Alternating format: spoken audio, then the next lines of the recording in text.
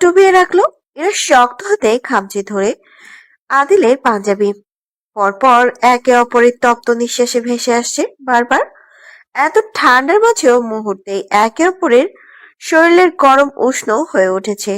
আদিল এবার ঠোঁট ছেড়ে মুখ ডুবিয়ে দিল ইরার ঘাড়ে। বেঁধে রাখা কোমর জড়ানো চুলগুলো এক টানে খুলে ফেললো। আদিল একের পর এক শব্দ করে চুমু খেয়ে যাচ্ছে। আদিল এবার কোলে তুলে নিল ইরাকে। ইরা শক্ত করে পাঞ্জাবি খামচে ধরে রেখেছে। আদিল ছাদ থেকে কোলে তুলে নিয়ে এগিয়ে গেল রুমের দিকে। বিছানার উপর ছুঁড়ে ফেলে দিয়ে রুমের দরজা আটকে এগিয়ে এলো ইরার দিকে। আদিল একটানে পাঞ্জাবি খুলে ফেললো, ছুঁড়ে মারলো ফ্লোরে। উন্মুক্ত শরীর নেশায় জড়ানোর মতন। আদিল বিছানার দিকে এগোতেই ইরা এক লাফে বিছানা থেকে নেমে গেল। আদিল ইরার অন্যদিকে যাওয়া দেখে অপ্রস্তুত হয়ে এগিয়ে গেল ইরার দিকে। ইরার হাত টেনে দেওয়ালের সাথে শক্ত করে চেপে ধরে ঘাড়ে মুখ গুজে দিয়ে বলল, প্লিজ ট্রাস্ট মি, আর হার্ট করবো না তোমাকে। ইরা অন্যদিকে তাকিয়ে আদিলকে উদ্দেশ্য করেই বলল, আপনি প্লিজ সব ছেড়ে দিন, আমি আছি, আপনার পাশে থাকবো আমি। আদিল শক্ত গলায় ইরাকে নিজের দিকে ঘুরিয়ে চোখে চোখ রেখেই বলে উঠল। যদি না ছাড়ি? ইরার নিঃশ্বাস ঘন হয়ে প্রবাহিত হচ্ছে বারবার। আদিলের উন্মুক্ত বাহু বারবার টানছে তাকে। কেন এত দূরত্ব এলো তাদের মাঝে? ইরা নিজের থেকে আদিলকে সরাতে সরাতেই বলল, ছাড়ুন আমায়। আদিল রাগে রি করে বলে উঠল, তুমি আমাকে বাধা দিতে পারো না। অধিকার দেখাচ্ছেন? যদি বলি হ্যাঁ, অধিকার দেখাচ্ছি। তুমি তো আমার জন্য হালাল, তোমার উপর আমার পরিপূর্ণ অধিকার আছে। আদিল ইরার গালে নরম স্পর্শের পরশ এঁকে দিয়েই বলে উঠল, প্লিজ আমাকে একটিবার তোমাকে ভালোবাসার সুযোগ করে দাও। ট্রাস্ট মি, ঠকবে না তুমি। প্রথম ছোঁয়াটা জোর জবরদস্তি করে হোক, আমি মোটেও চাই না। ইরা কোনো কথা না বাড়িয়ে দ্রুত বেরিয়ে গেল রুম থেকে। আদিল রাগে ফুসফাস করে উঠল, দাঁতে দাঁত খিচে গম্ভীর গলায় বলে উঠল, শালার কুত্তা কপাল, বাসর ছাড়াই জীবন পার করে দিতে হবে। যে বউ আমার যেন আস্ত একটা বঘিনী। আদিল এবার গা এলিয়ে দিল বিছানায়। আদিল মোটামুটি শিওর ছিল ইরা অন্তত বাড়ি থেকে রেগে বেরিয়ে যাবে না। সকাল 8টা। আশরাফ শিকদার সহ বাড়ির প্রতিটি লোক নিজের ড্রয়িং রুমে খাবার খেতে চলে এসেছেন। সেই সাথে ঈশান রিফাত তো আছেই। গতকাল রাতে সবাই একসাথে ছাত্রলীগের সাথেই ছিল। বাড়িতে ফিরতে ফিরতে 3টার মতন বেজে গিয়েছিল। সেই সুবাদে আর বাড়ি ফেরা হয়নি। তাছাড়া আজকে আদিবের নতুন ডক্টরের চেম্বার ওপেন করা হবে। আশরাফ শিকদার সহ আদির সবাই সেখানে থাকবে। অহনা শিকদার নতুন প্রজেক্ট নিয়ে আয়রার সাথে লেনদেন শুরু করেছেন। আজকাল তিনি একা একা সবটা সামলাতে হিমশিম খেয়ে যান। এখন থেকে আদিল ও রাজনীতি নিয়ে ব্যস্ত থাকবে। বেশ, অহনা শিকদার পার্সোনাল অ্যাসিস্ট্যান্ট হিসেবে রিফাত সবকিছুর সবসময় দেখাশোনা করবে। প্রায় 10টার দিকে আশরাফ শিকদার, আদিব, ঈশান, রিফাত বেরিয়ে যায় নতুন চেম্বার ওপেন করার উদ্দেশ্যে। আদিলকে আশরাফ শিকদার একটা টেক্সট পাঠিয়ে দিয়ে বেরিয়ে যান বাড়ি থেকে। গত রাতের ব্যস্ততা, অতিরিক্ত টেনশন সব মিলিয়ে সারাদিন খুবই ব্যস্ত কেটেছে। প্রায় 11টার দিকে আদিল সম্পূর্ণভাবে রেডি হয়ে চলে গিয়েছে আশরাফ শিকদারের পাঠানো লোকেশনে। তাছাড়া নির্বাচন অফিসে থাকা কিছু লোক এবং আমেরিকা নিউ ইয়র্ক শহর থেকে আদিলের খুবই কাছাকাছি বন্ধুরা আসবে। আদিলের বাংলাদেশ ফেরার পর থেকে তেমন খুব বেশি আর আমেরিকা যাওয়া হয়নি। রাজনৈতিক সমাবেশ আর বিভিন্ন কার্যকর বিষয় নিয়ে খুবই ব্যস্ত থাকবে। দিন দিন ব্যস্ততা ঠিক যতটা বাড়ছে ঠিক ততটাই কাজের প্রেসার পড়ছে। অফিস, রাজনীতি, মাফিয়া সংগঠন সব মিলিয়ে ব্যস্ত জীবন। উদ্যোক্তাদের মহাসম্মেলনী এর কাজ চলছে। আদিব সহ আশরাফ শিকদার পাশে আদিল সবাই মিলে গেটের ফিতা কেটে ভেতরে প্রবেশ করলো। আদিবের কিছুটা ক্লোজ সহপাঠীরাও এসেছে। আদিল সকালে দ্রুত বাসা থেকে বেরিয়ে চলে এসেছে। ইরার সাথে দেখা পর্যন্ত হয়নি সকালে। আদিল ভেবেছিল ইরা হয়তো রাগ করে তার রুমে আসছে না। তবে দিন শেষ অভিমানটা কিছুটা কমে গেলে ঠিক চলে আসবে তার কাছে। আশরাফ শিকদার রিফাতকে দিয়ে কিছু বিরিয়ানি এবং সাথে মিষ্টিমুখ করার ব্যবস্থা করে রেখেছে। আজকে লাস্ট এক্সাম, তারপর থেকে বেশ কিছুদিনের জন্য বন্ধ থাকবে কলেজ। রিমঝিম এবং কলি এক্সাম শেষ করে রাস্তার পাশে ছোট্ট একটা দোকান থেকে ফুচকা খাচ্ছে। তারা বরাবরই এই ছোট্ট দোকান থেকে ফুচকা খায়। কলি বেশ অনেকদিন আগেই বলে রেখেছিল রিমঝিমকে লাস্ট এক্সামের দিন সাথে করে শিকদার মহলে নিয়ে যাবে।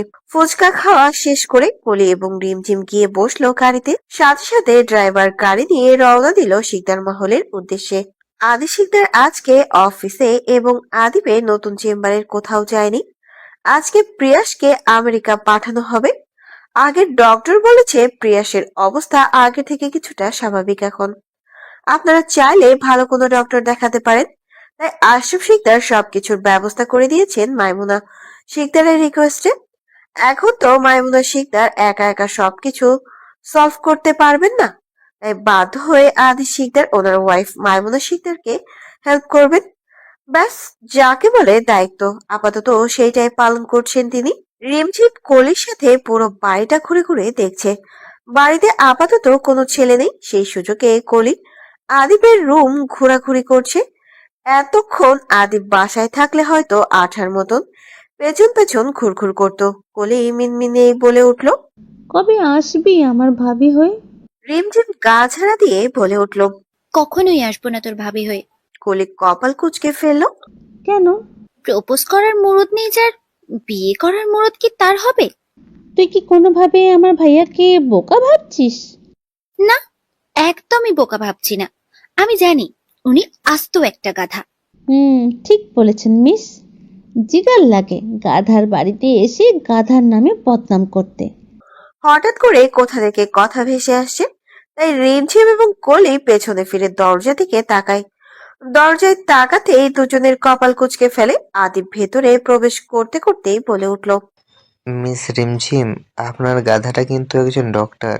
আপনার গাধাটা তো অন্তত একটু সামান্য ডিজার্ভ করে আপনার থেকে। রিমঝিম লজ্জায় মাথা নুয়ে রেখেছে। সে তো জানতো বাসায় কেউ নেই, তাই কলির সাথে এসেছে।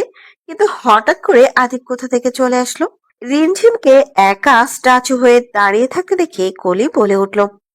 আরে ভাইয়া শোনো। আদিব থমথমে মুখেই বলে উঠল।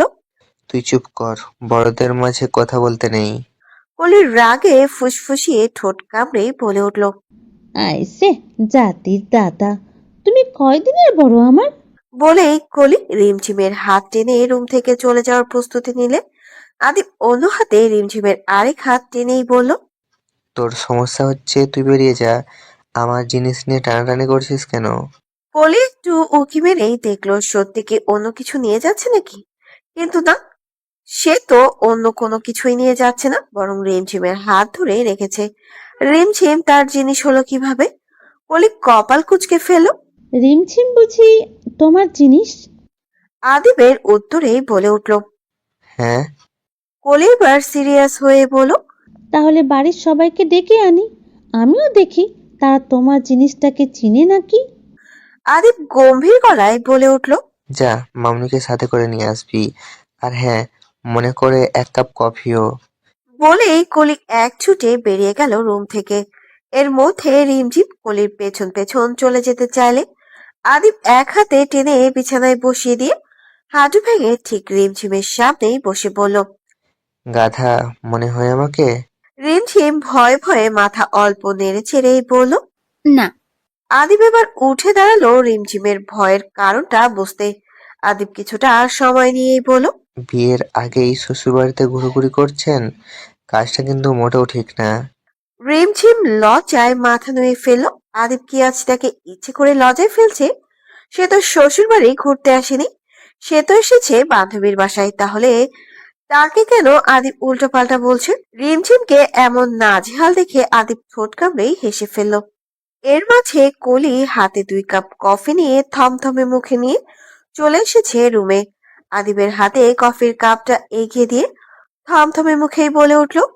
বাড়ির সবাই কোথায়? আমাকেও তো বাসায় দেখছি না। প্রিয়াস ভাইয়াকে এয়ারপোর্টে পৌঁছে দিতে গেছে। বড় ভাইয়া বড় আম্মু তারা কোথায়? আদিব কপাল কুঁচকে ফেলল। তাদের কি কোনো কাজ নেই তোর মতন থেকে নাকি? তাদের কি কোনো কাজ নেই তোর মতো থাকে নাকি তারা? ভাইয়ার আমেরিকা থেকে কিছু বন্ধু আসবে, তাদের সাথে দেখা করবে। আর মম তো অফিসে ফিরতে লেট হবে, নতুন প্রজেক্টের কাজ শুরু করেছে। কলি দীর্ঘশ্বাস টেনেই বলল, ও ভাইয়া, বিরিয়ানি অর্ডার করো। রিমঝিম প্রথমবার আমাদের বাড়িতে আসছে না, ওরে কি আর প্রথম প্রথম মাছ ভাত খাওয়ানো যাবে? তুমি বলো। আদিব দাঁত চেপে হেসেই বলল, কত বড় ধান্দাবাজ! তোর খেতে ইচ্ছে করছে, তোর নাম বল। শুধু শুধু বেচারি আমার বউটাকে ফাঁসি দিচ্ছিস কেন? রিমঝিম অগ্নিদৃষ্টি নিক্ষেপ করেই বলে উঠল। কি বললেন? আদিব সিরিয়াস হয়ে বলল, কি বলেছি এমন? মনে পড়তেছে না তো? আদিব বড়সড় একটা রেস্টুরেন্ট বুক করে রেখেছে। আমেরিকা থেকে তার কিছু বন্ধু এবং তার দলের কিছু সদস্যরা আসবে। তাদের জন্য পাশেই একটা হোটেল বুক করা হবে। বাংলাদেশে বেশ কিছু কাজ রয়েছে তাদের, সেগুলো শেষ করতে 7-8 দিন মিনিমাম সময় লাগবে। আদিল খালি রেস্টুরেন্টে পায়ের ওপর পা তুলে বসে বসে ফোন দেখছে। তার পার্সোনাল অ্যাসিস্ট্যান্টরা সব রেস্টুরেন্টের বাইরে দাঁড়িয়ে। প্রায় মিনিট 5 পরে কালো স্যুট বোর্ড পরিহিত ফর্সা রঙের এক অর্ধবয়স্ক যুবক এসে হাজির হয় রেস্টুরেন্টে। আদিলের সাথে দেখা মাত্র হাত মিলে সহমত প্রকাশ করে টেবিলে বসলো। যার নাম রিচ লুমান, যে কিনা আমেরিকার সব থেকে বড় মাফিয়াদের মধ্যে একজন। আদিলকে মাফিয়া জগতে প্রবেশের প্রথম মাধ্যমটাই তিনি। রিচ লুমান মোটামুটি বাংলা ভাষায় কথা বলতে জানেন। আদিল একজন ওয়েটার ডেকে কিছু খাবারের অর্ডার করে দিল। রিচ লুমান বলে উঠল, কংগ্রাচুলেশন, শুনলাম এমপি হয়েছিস। হুম।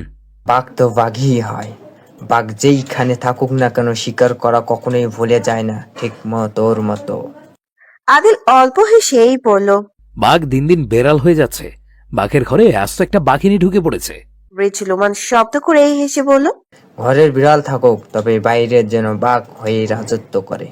আদিলকে চুপ থাকতে দেখে রিচ লুমান বলে উঠল, এবার মেলোকের সর্বোচ্চ বয়স যেন 18 হয়, তাদের চাহিদা অনেক বেশি।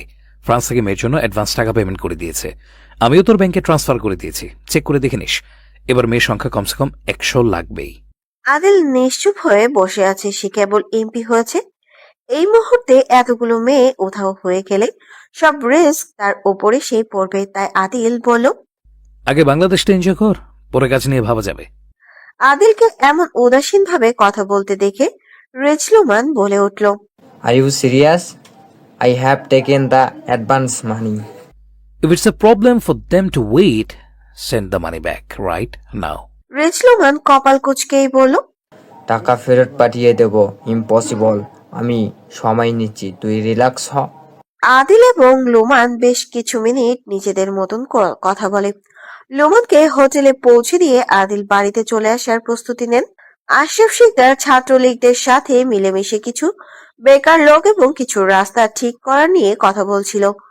অহনা শিকদারের কোম্পানিতে সবগুলাকে চাকরি দেয়া হবে, এই নিয়ে বিকাল থেকে বেশ ব্যস্ততায় কাটিয়ে দিয়েছে। বিকাল থেকে রাত 9টার কাটায় রাতের খাবার রেডি করছেন অহনা শিকদার। মাইমুনা শিকদার এবং আদি শিকদার বাসায় ফেরেননি। অহনা শিকদারকে কিছু মহিলা সার্ভেন্টরা মিলে সাহায্য করছেন। কলি এতক্ষণে এসে বসেছে খাবার টেবিলে, সাথে আদিব। আশরাফ শিকদার এবং আদিল, তারা কেউ এখনো বাসায় ফেরেনি। অহনা শিকদার টেবিলে ইরাকে দেখতে না পেয়ে কলিকে জিজ্ঞাসা করলেন, ইরার কি পড়াশোনা শেষ হয়নি এখনো? সে কি জানে না এখন সবার খাবার সময়? কলি মুহূর্তেই বলে উঠল। আজকেই সারাদিন তো ভাবির সাথে দেখাই হয় নাই। মুহূর্তে অহনা শিকদারের কপাল কুঁচকেই বলে উঠলেন, কি বলছো এসব? রাত 9টার উপরে বাজে আর তুমি আমাকে এখন বলছো? কথা শেষ করেই অহনা শিকদার ইরার রুমের দিকে যাওয়ার জন্য প্রস্তুতি নিলেন। সাথে কলি এবং আদিব উঠে দাঁড়িয়ে হাতে ধরলো অহনা শিকদারের পিছু পিছু। 1 মিনিটের ব্যবধানে এগিয়ে গেল ইরার রুমে। রুমে 2 হাতে ঠেলে দরজা খুলে ভেতরে প্রবেশ করলেন। যা দেখে রীতিমতন সবাই অবাক হয়ে গেল। আদিলের পুরো রুমটায় এলোমেলো, ফ্লোরে অগণিত কাচের টুকরো পড়ে আছে, টেবিল সহ কয়েকটা ফুলদানি পড়ে আছে নিচে। অহনা শিকদার বিষয়টা মোটেও স্বাভাবিকভাবে নিলেন না। তৎক্ষণাৎ কল করলেন আদিলকে। দুবার রিং হওয়ার সাথে সাথে কল রিসিভ করলো আদিল। অহনা শিকদার মুহূর্তেই গমগমে আওয়াজ তুলেই বলে উঠল, ইরা কোথায়? আদিল মুহূর্তেই শুকনো ঢোক গিলে বলে উঠল। কেন? ইরা বাড়িতে নেই? অহনা শিকদার প্রচন্ড রাগের তোপেই বলে উঠলেন। বাবার মতন ডিসিপ্লিন হয়ে যাচ্ছ, সব কিছুতেই ফোকাস করছো, শুধু পার্সোনাল লাইফ ছাড়া। এইটা তোমার থেকে আশা করিনি আমি। বলেই অহনা শিকদার মুখের উপর কল কেটে দিলেন। কলের পিক পিক আওয়াজে আদিল কান থেকে ফোন নামিয়ে নিল। রাগে অগ্রসর হয়ে কপাল বেয়ে দুফোঁটা ঘাম ঝরে পড়ল। গাড়িতে ঠান্ডা এসিতেও বসে বসে ঘামছে আদিল। অতিরিক্ত রাগে ফুসফুস করে উঠল, গম্ভীর গলায় মিনমিনিয়ে বলে উঠল। আর কত ছাড় চাই তোর বউ? আগে তো বিষয়টা বন্ধ রুমের ভেতরে ছিল, আর এখন প্রকাশ্যে করছিস। সবার সামনে আমাকে হাসির পাত্র বানিয়ে দিলি। তোর সীমানা ঠিক কত দূর এই আদিল শিকদার খুব ভালো করে জানে। আদিল গাড়ির স্পিড অনেকটাই বাড়িয়ে দিল, সেই সাথে গাড়ির ভেতরে ফুল সাউন্ডে গান ছেড়ে দিয়ে সাথে সাথে গুনগুন করে গেয়ে উঠল। আশরাফ শিকদার এতক্ষণে বাসায় পৌঁছে গিয়েছেন। ফ্রেশ হয়ে খাওয়া দাওয়া নিজের রুমেই করেছেন। আসতে বেশ লেট হয়েছে তাই, তাছাড়া চাকরির বিষয় অহনা শিকদারের সাথে বেশ কথাও আছে অনেক।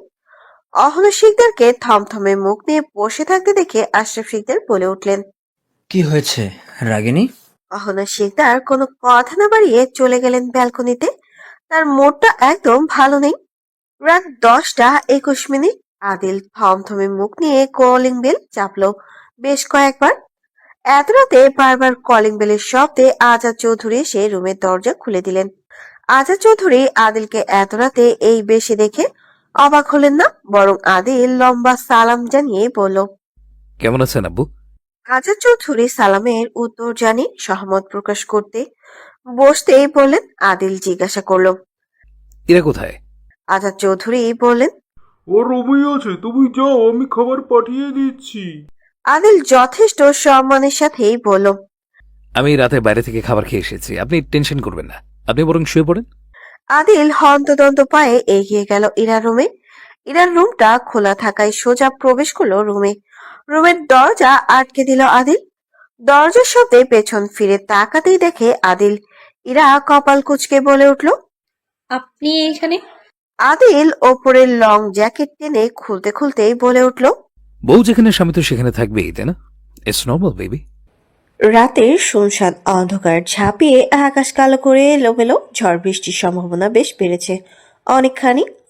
বাইরে এলোমেলো বাতাস, ঝিমঝিম বৃষ্টি, 2-1 ফোঁটা পানি টুপটুপ করে পড়ছে মাটিতে। আদিল পরিহিত জ্যাকেট ফ্লোরে ছুঁড়ে ফেলে দাঁতে দাঁত খিঁচে বলে উঠল। আমার পারমিশন ছাড়া বাবার বাড়িতে আসার অনুমতি কে দিয়েছে তোমাকে?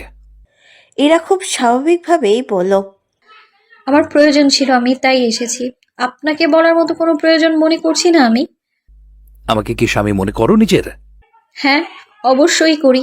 যেহেতু ইসলামের কালেমা পড়ে আমাদের বিয়ে সম্পূর্ণ হয়েছে, সেহেতু আপনাকে অস্বীকার করা মানে ইসলামকে অস্বীকার করা। এত কিছু যখন জানো তখন তো এটাও জানো ইসলাম অনুযায়ী তুমি আমার সম্পূর্ণভাবে চাইস। তাহলে বারবার কেন দূরে সরিয়ে দাও? এতে কি তোমার আল্লাহ সন্তুষ্ট হয়? এমন ভাবে বলছেন যেন আল্লাহ শুধু আমার। আদিল নিশ্চুপ থেকে ফের আবারও বলল। আমার অধিকার আমাকে বুঝিয়ে দাও, আমার পরিপূর্ণ হক চাই তোমার থেকে। এরা হাসলো শব্দ করে বেশ অনেকখানি, ফের বলল। আপনার মতো নাফরমানি আল্লাহর বান্দার ইসলাম সম্পর্কে এত ধারণা দেখে আশ্চর্য না হয়ে আমি পারছি না। এত যে হক হক করছেন, নামাজ কালাম পড়েন কি ঠিক মতো? বেরি মানুষ কিছু পারুক আর না পারুক, হাজারটা এক্সকিউজ দেখি একটা প্রশ্নকে 10টা বানানো তাদের ব্যক্তিগত স্বভাব। নাটক সিনেমা বাদ দিয়ে রেডি হন, বাসর করব আমি। এখন আমাকে বাধ্য করবেন না এত রাতে ফুল দিয়ে রুম সাজাতে। ভয় দেখাচ্ছেন? না, সত্যিটা বলছি। এখন তুমি ভয় পেলে আমি কি করতে পারি বলো? দুজনে বেশ কিছু মিনিট চুপ করে একে অপরের দিকে বারবার তাকাতাকি করতেই আদিল দীর্ঘশ্বাস টেনে বলে উঠল। বলেছিলাম না আদিল শিকদারের কুত্তা কপাল, মিলিয়ে নাও। এত এত ব্যাংক ব্যালেন্স ক্ষমতা থাকার পরেও কিনা শ্বশুর বাড়িতে বাসর করতে হবে। ছি। বলেই আদিল শার্ট খুলতে খুলতে ইরার দিকে এগোতে এগোতে গুনগুন করে গেয়ে উঠল। আমি দুঃখে মইরা যাই, আমি লজ্জায় মইরা যাই। ইরা কপাল কুঁচকে এক ছুটে বিছানা থেকে নেমে যায়। আপাতত কোনো প্ল্যান উদয় করতে পারছে না মাথায়, তাই পুরোপুরি ভাবে পালানোর চেষ্টা করছে। আদিল শব্দ করে হেসে ওঠে, ঠোঁট কামড়ে হেসে বলল। বাসরটা শ্বশুর বাড়িতে করতে হবে বলে একটু দুঃখ হচ্ছে আমার, কিন্তু ব্যাপার না, মজা তো একটাই, সেটা নিজের বাড়িতে হোক কিংবা শ্বশুর বাড়িতে। এরা শক্ত ঠকিলে মনে মনে আওড়াতে লাগলো তার স্বামী এতটাও ভালো মানুষ নয়, যে কোনো কারণ ছাড়া সোজা শ্বশুর বাড়িতে চলে এসেছে। হয়তো আজ সত্যি সত্যি ভাবতেই শব্দ করে আস্তাগফিরুল্লাহ বলে নিল। তাই দেখে আদিল ঠোঁট কামড়ে হেসে ফেললো আর শব্দ করেই বলে উঠল, এ লারকি, আস্তাক ফিরুল্লাহ না, আলহামদুলিল্লাহ পড়ো এবং শুক্রিয়া আদায় করো। হ্যালো বন্ধুরা, পরবর্তী পার্ট খুব তাড়াতাড়ি আসবে, তো সবাই অপেক্ষায় থাকো। আর চ্যানেলটি যারা এখনো সাবস্ক্রাইব করোনি তারা পরবর্তী পার্ট দেখার জন্য চ্যানেলটি সাবস্ক্রাইব করে রেখো। ধন্যবাদ সবাইকে, আমাদের সাথেই থেকো।